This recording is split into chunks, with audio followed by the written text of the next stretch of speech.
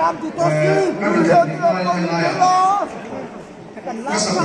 không được cái tiêu cái biru cấp bệ cho lo lúc thế này là về đâu lúc mà tiên quốc dùng cái khổng lồ là ai khổng lồ để mà dùng cái phải với mấy cái là các chúng ta này sẽ có bằng khổng lồ các sản phẩm này này cái gì là khổng lồ thì đúng là trong nó là một thứ thế chia rồi cái thế mà sẽ phải một số sẽ là